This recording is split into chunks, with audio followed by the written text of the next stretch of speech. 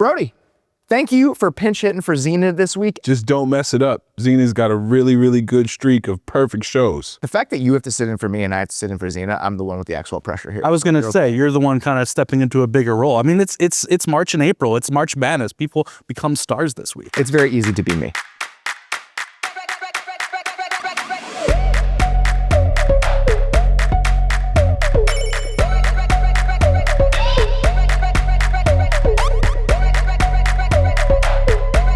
We're always trying to look for how do we go position ourselves with better product. Several of my major competitors are right around the block here.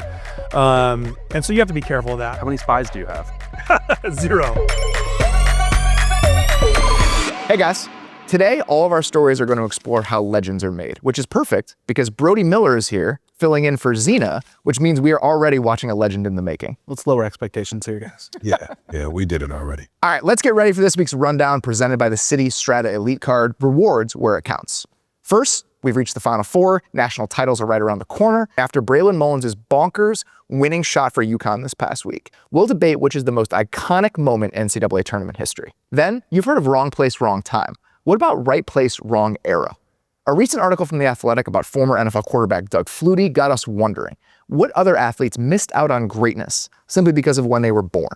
And finally, an exclusive behind-the-scenes look into the technological arms race that's taken over the golf industry. Is innovation killing the soul of the sport? You're gonna help us answer that, right, Brody? I cannot wait to share with you what I found. All right, you guys remember that game last weekend when Duke led UConn by 19 points? Duke seemed like they were headed to the Final Four, a little bit of retribution for what happened last year. And then the Huskies looked like they were headed home with their tail between their legs.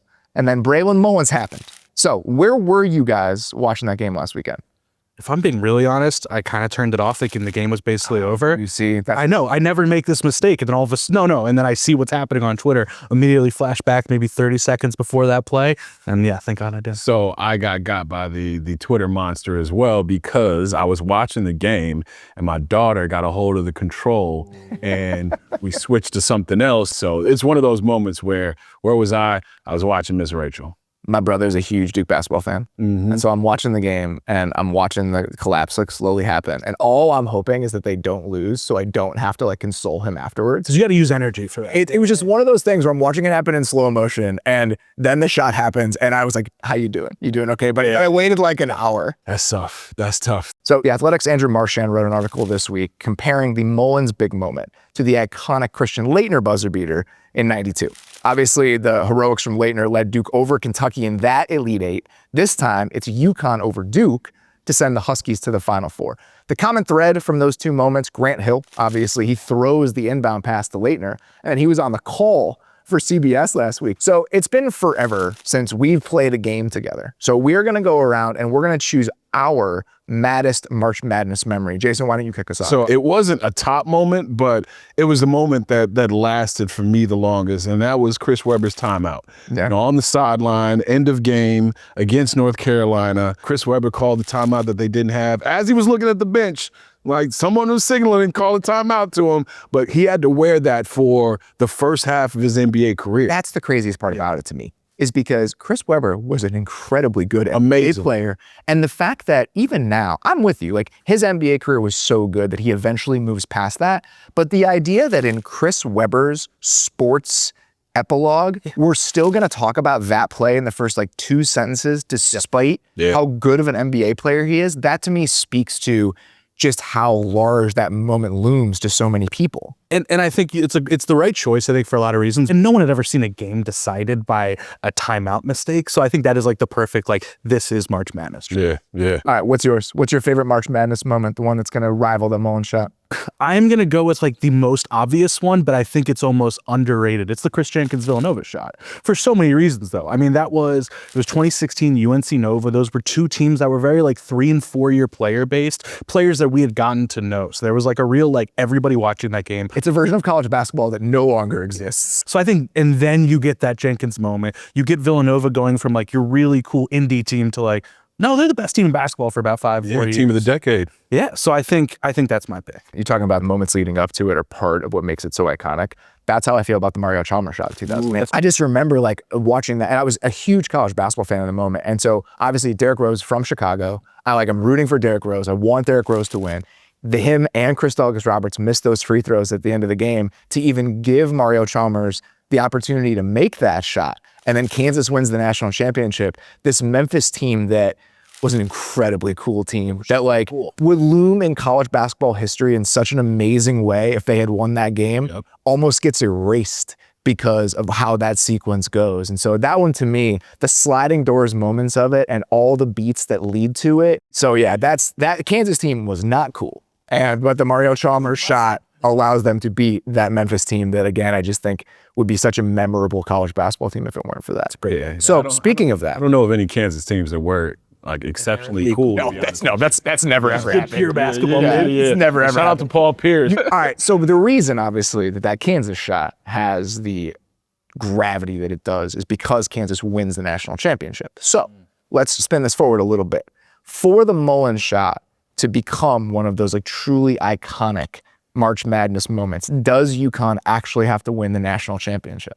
I say no. And it's also because Duke's on the other side of it. I think that's one of the reasons that I would say. I think that's the number one reason that that was probably the first or second best team in the country. It was a very famous team. So I think the way it fell down, the collapse, the way all this pressure's now on Shire, all that, I think it's gonna, no matter what, live the test. And this is the only sporting event where getting to the semifinals is celebrated as much as it is, right? Yep. So if you get to the Final Four because of something that hang a banner, classic, you're good money. Yeah, exactly. The AFC NFC Championship is a great weekend, right? But we don't be like, hey, they did this in the divisional round to get to this AFC Championship game. We do that with basketball, especially in the Final Four. It's no one thought UConn was going to win the title this year. They're really good at 2 seed, but they weren't. There's 4 elite teams this year, and they weren't considered one of them. So I think it's good. I also think there are a few other things in play. The Dan Hurley reaction is part of the reason that it lasts for as long as it does. The fact that this is the second time in 2 years it's happened to Duke. And so it becomes part of the lore about John Shire's failure to kind of come up in these moments. So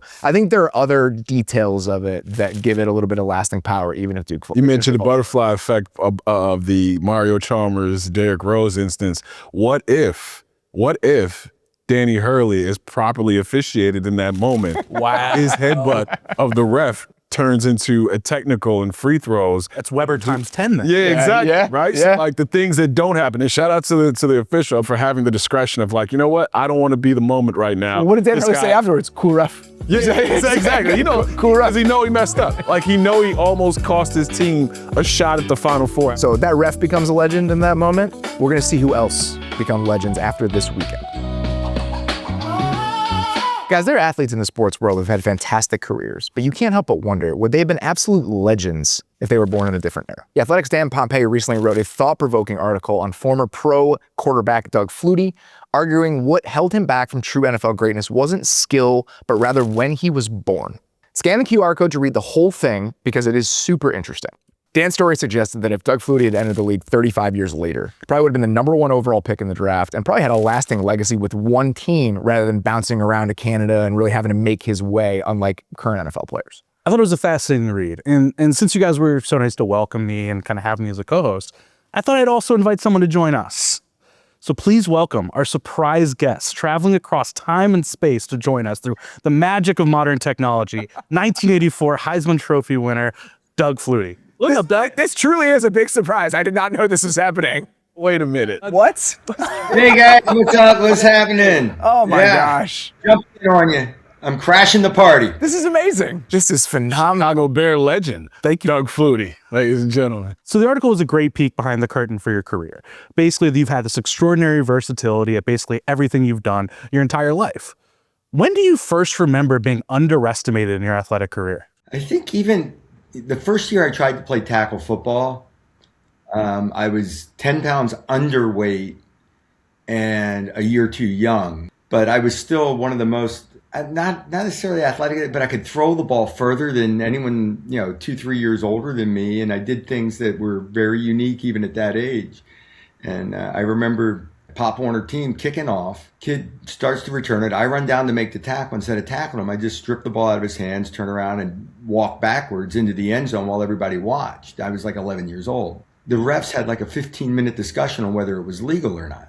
And I'm an 11-year-old kid trying to explain rules to adult officials. So that's when I kind of knew I was a little ahead of the curve. Doug, I'm curious, the last 20 years, I think, really since Drew Brees, we've kind of just had a very different understanding of what quarterback prototypes should look like and what can survive. As you've watched guys like Kyler Murray get drafted #1 overall, Bryce Young come into the league as the #1 pick, what was the moment where you were like, this is heartbreaking? The fact that somebody like this can be valued in this way and I was treated the way I was, what was that moment? I was so happy for Breezy, for Drew. He's a couple inches tall. But when Kyler Murray was #1, I remember we were at Heisman and just sitting at the table and I'm talking with his parents and they were just trying to decide whether to go baseball or football at the time. And I'm like, he's my build. This is ridiculous. I was an afterthought of a draft choice. Some teams were talking about drafting me kind of high. I'm like, geez. And it's all because of the style of the offenses. You go back to the guys that scrambled in the early years and they were always looked at as undisciplined and couldn't win from the pocket guys, all that. And I just always looked at it as a bonus. You have to be able to win from the pocket. You still have to know your pass protections, your progressions, go through reads, deliver the ball. But then all that other stuff becomes a bonus. I've always argued that the athletic quarterback or the mobile quarterback was the worst coach position in sports. The development of that quarterback was never really invested into. What are you seeing that's different than when you played in the 80s? I agree with you 100%. I still believe that coaches are trying to win today, and in the need to win right away, you put them in the most comfortable positions of running naked bootlegs and running the RPO game and quarterback design runs, and they don't have to make those decisions themselves. My offense coordinator in college says, I'm throwing everything at you. All the checks, all the audibles, all the automatics in the run game, and he just threw it at, and you're like a sponge at that time. You take it all and you start learning. You learn the fronts, you learn the coverage and what to do and how to beat it. And they need that. They need to be thrown in those situations. I've loved watching the way that the position has evolved. Really, to me, it's over the last 15 years where creativity was no longer a negative for quarterbacks. Is there something about the way that you watch the sport now that we have these flourishes at a position that used to be so robotic that it's a little bit rewarding to watch the way the game has changed in line with the way that you used to play it? No doubt. I thoroughly enjoy that. And Patrick Mahomes, that ability to hang on to the ball, move around, DBs hate it. And that's where a lot of the big plays come. Doug, one thing we love here on The Athletic Show is that we love to play games. We have one that we think is perfect for you. You down to help us? Let's go for it. What the heck? All right, here's how it's going to work. I want us all to pretend that we have a magic DeLorean that can take us back to the future, transport any athlete with us to a time where they would be appreciated as legends the way they truly should be. Ooh. Jason, you down for taking a trip in the time machine? I'm always down for a trip in the time machine. He is a legend, but I think he could have been a even bigger legend, and that's Warren Moon.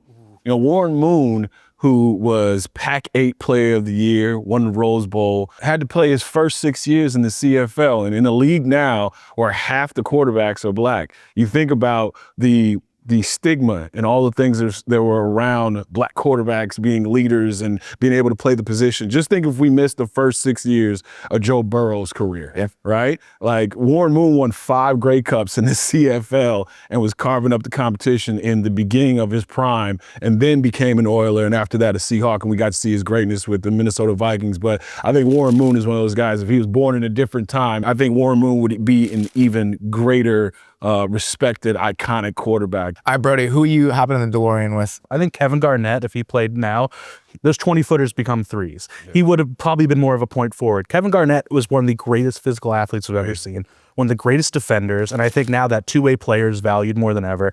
Yeah, he's an all-time great. He's a Hall of Famer, but I think Kevin Garnett would have been 4-time MVP Kevin Garnett if he played now. I like it. Those guys, back in the day, before the three-point line, even before a shot clock in college basketball, anyone that took a 20-foot or a 25-foot shot was considered a gunner. It just shows you how the game is. So you can go back to that era and find guys that were actually great outside shooters that never really developed it. So it's a completely different game. The guy I was thinking about was Randall Cunningham. Like going back and you watch Randall Cunningham highlights from like the early 90s and you just think about the dual threat quarterback and how now, again, it's not something where people kind of look down their nose at it. It's celebrated what you can bring in both of those ways. And so Randall Cunningham was big, strong. He had a cannon for an arm. So the idea that that skill set could be channeled in the modern NFL, we go from Randall Cunningham being kind of like this niche interest where it's like, man, wasn't Randall Cunningham cool to, couldn't Randall Cunningham have won MVPs in the modern NFL? The possibilities just would have opened up for the teams. Yeah. He did every year what Jaden Daniels did in his rookie year. Exactly. And he's bigger. Yeah, like you mentioned. It's not an oddity. It's something that we just considered it like a part of how we play modern football. Doug, who would be your pick for this? Who are you bringing with us? Fran Tarkington. Ooh. He wasn't necessarily scrambling to run for yards. He was scrambling to stay behind the line of scrimmage, buy time, and make the big play down the field with the ball. Now, athletically, he started out as punt returning. Like they were looking for a place. You know, they knew it was athletic. They were one of them as a punt returner. He's still a Hall of Famer, still threw a mess of touchdowns and did all that stuff in an era where it was 3 yards in a cloud of dust. You didn't throw the ball very much, and I would have loved to have seen him in his pure athleticism days playing in today's game. Doug, this was such a wonderful surprise. Like, sincerely, thank you for joining us. Really enjoyed the conversation. We appreciate the time. Hey, my pleasure. Thanks for having me. Guys, when it comes to legendary sports moments, the Masters is up there with the best of them, right? It's a tradition unlike any other. Well, tradition seems to be fleeting in golf these days. Which brings us to our main story today. Brody, you are here to explain it all to us. I am. You know, I mean, you bring up the Masters, and, you know, I think it's a perfect example of what we're about to discuss. You know, just about 2-3 years ago, Augusta was able to pay millions of dollars to basically extend their 13th hole because guess what? Players are getting too long. They are too powerful. Swing speeds are too fast. Technology is going too far a little in some people's minds.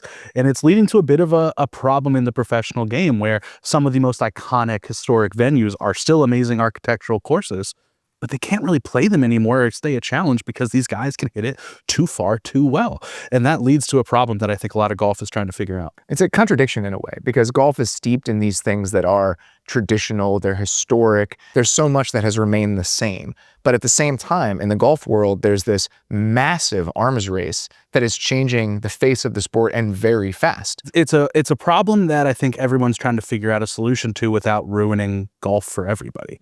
And I think these companies, you know, the Callaways, the Titleists, the TaylorMades, their job is to 99% of their job is to make clubs that help people like us play better golf. Yeah. And most people agree they shouldn't be trying to ruin that. But at the professional level, I think it leads to a pretty tricky conversation. In this reporting, I got to see unbelievable things. Callaway let me inside, behind the scenes, seeing their research and development program. You're seeing basically these engineering Oppenheimers that are, hey, look what I've done. But at the same time, it's their job, right? Keep pushing it and pushing it. So then the question is, what do you do? Well, the first place my mind goes is about selling golf balls and selling golf clubs. Bingo. And the clubs are what you got to see up close and personal, right? Callaway with their new driver, the technology that they're working with, that's what you got your look at. It was unbelievable. And they have a department they literally just call the toy department, which is just people whose job is to come up with the coolest things you've ever seen. So I think you'll get to enjoy what you see here. It's a sunny Thursday in Carlsbad, California. The kind of day you just want to grab your clubs and play around. But today, it's all about what's happening inside these walls. All right, so these are the doors that the sales and marketing guys don't get to go through. Really? Yeah. This is top secret. It's locked, but the cameras are allowed in before the marketing's in. We're letting you guys in. Wow. Come on in. While it may not seem like much at first glance, what you are witnessing here is a kind of war room where highly classified innovations are being developed to crush the competition in a race to produce the most cutting-edge equipment in the game of golf. You got some show and tell for us? The Athletic was granted rare access inside Callaway's research and development lab, All right, one of the boys. many battlegrounds in golf technology. Cool. And like proud parents, the team here wants to show off their new baby, a state-of-the-art driver they've lovingly named Quantum, that hit the market back in January. This polymesh material, which is actually military applications that reinforces some structures for ballistic impacts. We decided to put it on the back of a driver face, see what happens, and we saw that it added a ton of strength without adding much stiffness. This all started 3 years ago as a pipe dream the mad scientists here at Callaway dubbed Project Ricky Bobby. We make different changes in the design. So this is kind of like early prototype phases. But this isn't just about experimenting and stumbling onto cool ideas. It's a fight for survival in a business that is changing rapidly. Other companies like Titleist are also working away, trying to develop the best drivers. These two companies alone spend $50 to $70 million a year on R&D. Falling behind means losing out in a $10 billion market. How much could you kind of explain the competition side of where you're at with other companies, kind of where Callaway fits in that? It is a very competitive type of industry, right? It's a sports industry, so you'd kind of expect it. It carries over. We got a scoreboard. Our scoreboard is market share. Brian Williams is the head of research and development here. His task? For Callaway to produce a club that will hit balls farther than anything else in the market. There's an arms race in golf. Everybody wants to get to the next thing fastest. Bottom line, innovate or die. We're always trying to look for how do we go position ourselves with better product that people can recognize as being something that they want to play. Several of, my major competitors are right around the block here. And so you have to be careful of that. How many spies do you have? 0. Okay. Yeah. Important for us to try to not be influenced by anybody else. Williams says demand today is beyond what anyone in this industry could have anticipated. And it all began at the most unexpected moment. But COVID hit and kind of the world changed. We went from a position of canceling everything to finding out that people were playing more golf than ever, right? Getting outside, social distancing, and demand went through the roof. The leaders in the golf industry heard the call and promptly started to outthink, outspend, and outperform each other to make top-tier products for the top-tier pros and everyday Joes like myself. You want to make the best golfer even better, and you want to help the golfer like myself who's great and struggling. How do you do that? Like, how can you achieve both? Yes. Well, our path has been a technology-driven one, right? So golf is still built on principles of physics, what's going to happen between the head and the golf ball on a collision. Things are distorting and warping and bending in a collision. The face is moving, the ball is moving. So I think we've really opened up a new level of design around, how do you go deeper into what's happening in this really micro level on the face? If you, like everyone here, love to geek out over cutting-edge technology, then you're in luck. And it's a handheld laser, which is really cool. Callaway's top secret wing is part science lab, part playground, giving us a behind-the-scenes glimpse of how the future of golf takes shape. Literally. A decade ago, we'd have all these ideas that we would try, and we'd prototype them, and they would never really actually turn into performance improvement. And so by having this AI design process, we're able to expand the amount of simulations that we run to find that right design solution. So if you look here, these are actually like the different types of support structures that are required to print. And they're all titanium. Titanium 3D printing. It was a multi-million-dollar investment that we made in equipment, and it was a multi-year journey. We were making four unique prototypes in 2 days instead of one in 3 months. Finally, it was the moment I had been waiting for. Waiting with a little bit of dread, to be honest. It was time for me to take the Quantum for a spin. Not exactly a very good golfer. I probably shoot around 100 most of the time. Okay. Stiff shaft, reg shaft. I truly don't, man. There's a little bit of like, I want to die inside right now. Yeah. But I'm also living the dream, so there's a balance there, Yeah. While this all may seem like fun and games, not everyone in golf is celebrating. Some critics argue the technology has stripped the sport of its raw human challenge. Longer drives, lower scores, and easier conditions that are raising a serious question. Are we engineering the soul right out of golf? Like in some corners, you looked as the bad guy because, it's going so fast. Ball speed's going so fast. They're trying to roll back the golf ball. What is your response to somebody who does say it is, maybe going too good, too far? We haven't heard anybody say it's too good yet. You've made the game too easy. Yeah. So as much as we're confident and excited every time we bring out a new driver, we're still going to see people spray it all over, right? That's golf. The innovation's going so far. How do you think that affects the way, a fan can enjoy golf at the highest level, but also play it? I think when fans have the opportunity to go out and see professionals, best players in the world playing new technology, I mean, they switch on, right? They're like, they're talking about what's in the bag all the time, and that's something we pay attention to, right? I still think the level of skill that's required of these guys is still absolutely at a premium, right? To me, it's exciting. Technology is about the belief that there's something out there that might make Xander Schauffele better, and it also might make me better. So no, this is not a magic bullet. It certainly didn't turn me into Xander Schauffele, but it did leave me wondering, should sports be about maximizing the tools we have within ourselves, not the ones we can buy? Or is it just about bringing joy to anyone who wants to play? I think we still have some room for error in golf that even I am not an elite golfer. Yeah.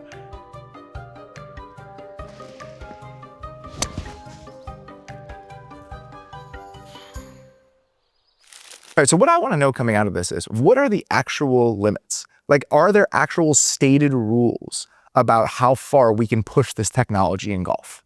The answer is yes. I mean, and I won't bore you too much or go above our heads with this. You're not a scientist? Yeah. Okay. But I mean, there's, MOI is the moment of inertia and kind of how they can spread that so far. There is a limit on how much you can spread it. So, I don't know if you were watching the Players a few weeks ago, there was a famous clip that went viral of Ludwig Oberg, who had a bad swing. They showed it in slow-mo. It was a complete miss hit off the center of the club, but the MOI was so high on these drivers nowadays that he was way off on the right. It still went 286 down the center of the fairway.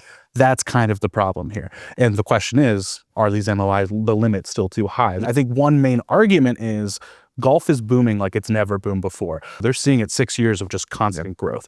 And they don't want to mess with that by saying, hey, you actually can't hit the ball as far as you want to. How do you gauge the fan response to this? Because with football and basketball, like, the tools that we use for these games are similar and usually standard, right? Do fans want to get on the level of like, yeah, I want something that was built by NASA with rocket ship, materials, or is it there's too much of a departure from what I use and I don't recognize that game? I asked everyone at Callaway some version of these questions, and every time their response was rather playfully but correctly, I've yet to talk to somebody who thinks we're hitting the ball too far. Like, no one's ever complained that they're hitting the ball too far. And I think the majority of fans are just like, hey, this is good for me. I'm not a good golfer. I want to be better at it. In the broad sense, I don't think this is ruining. It's ruining it for a percentage of people who really live and die this stuff. But yeah, I think at the end, the secret truth of golf is every tournament is as good as its venue. When the venue becomes a character, when you know the place like Augusta. Of course, is the star. Yeah, when you know each hole like you do Augusta, that makes the difference. Yeah. And when you start eliminating or reducing the joy of some of these huge venues, you reduce a bit of the joy of how good golf can be. So we have some of these new Callaway drivers here. We're gonna go try them out. So Brody, I want you to just kind of talk me through what I should be looking for as I swing this thing. What's different? What should stand out to me? And what are the elements that are driving this technology forward? So what makes this driver so cool is that they're able to reduce so much weight without losing any speed, without losing any distance. It's more powerful despite also being lighter. It is very light. You can't. Yeah, it's unbelievably light. And that's because of this poly mesh technology that they were able to kind of use in a 3-material face that's able to work with titanium and carbon fiber. Look at that off to the right, just like my normal golf game. So I'm glad you mentioned off to the right there, because the things that I was reading about this club, the draw and fade players, the people who want to, put a little extra something on. How does the technology affect people who have a severe fade or a severe draw?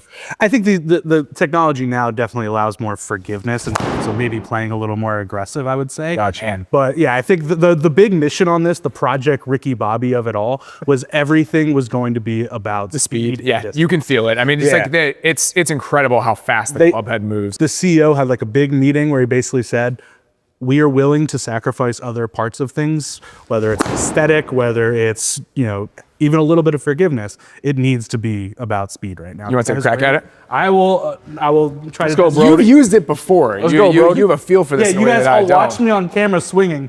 Now, the best part that you guys didn't get to see of that was that the gentleman helped give me a lesson shortly after they filmed. So I got a little better, but it's still pretty bad. So this reminds me a little bit, Jason. You were here, obviously. See, look at that. This reminds me a little bit of when we did the Super Shoes story on the athletic show earlier this season. We got into a debate essentially about where the line is between improving technology and just plain old juicing.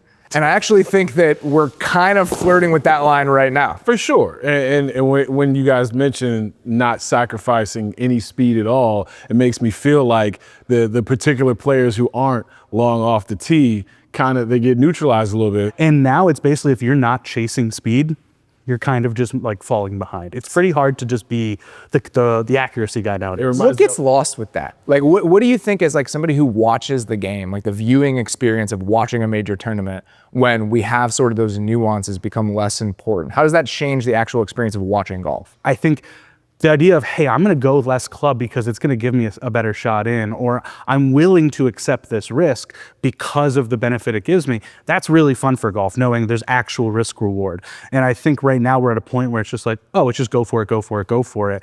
And you're losing a lot of that nuance. Yeah, strategy. Let me do one more, because now I'm getting like competitive against myself.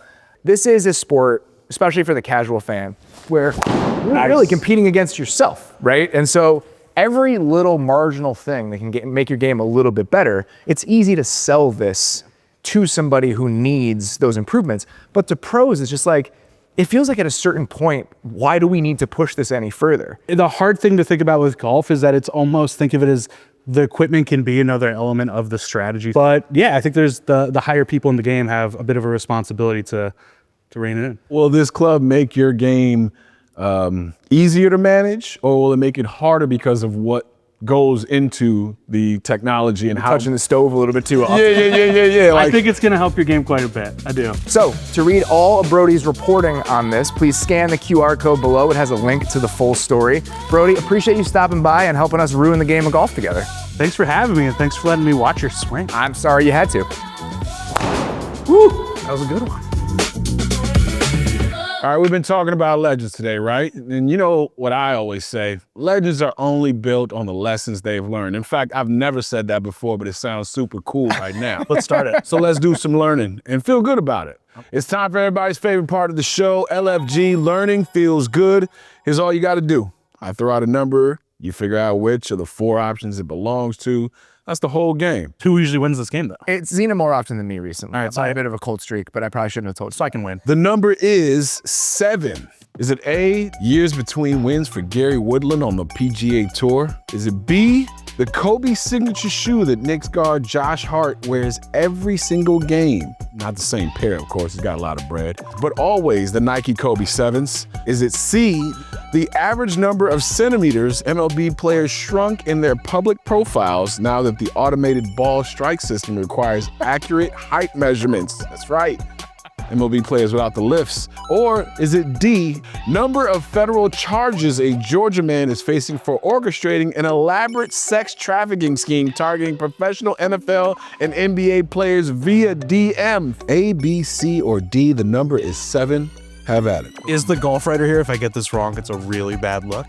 I think 2019 was his last win. I'm gonna say A, Gary. Ooh, you're going with Gary Woodland.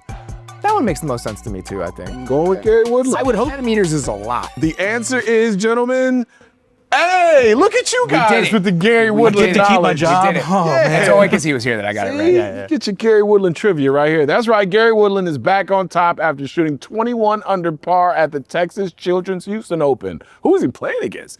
It's his Kids. first, right, the kids. He's actually playing against the kids. It's his first PGA Tour win since his U.S. Open victory in 2019 and comes less than 3 years after he underwent surgery to remove a brain tumor. That's incredible. I probably shouldn't say it in that upbeat of a, It is an upbeat thing. It is That's one an of amazing it's thing. It's one of the story. and he's one of the most liked guys on tour. Just genuinely good, smart, well thought out dude. Gary Woodland isn't afraid to be vulnerable as well. A few weeks ago, he opened up about his ongoing battle with PTSD stemming from his brain surgery, and it got me thinking, should we all be more open about how we're feeling? Ooh, Lord knows this. Any more open about how I'm feeling. I think if anything, I need to start reining it back a little bit. I think everyone in my life, I'm pretty similar to Robert. I think everyone would agree. So yeah, let the feelings out. Let's go. And just like that, we're done. Another episode of The Athletic Show is in the books. Big thank you to Brody Miller for hanging out with us and to Doug Flutie. I mean, that was one of the coolest moments we've had so far on this show. New episodes of The Athletic Show drop every Saturday on Fire TV. And if you are not reading theathletic.com yet, I don't really know what you're doing. It's the best sports journalism in the world. You can go read Brody Miller on golf and a heck of a lot of other good stuff. We will see you right here next week.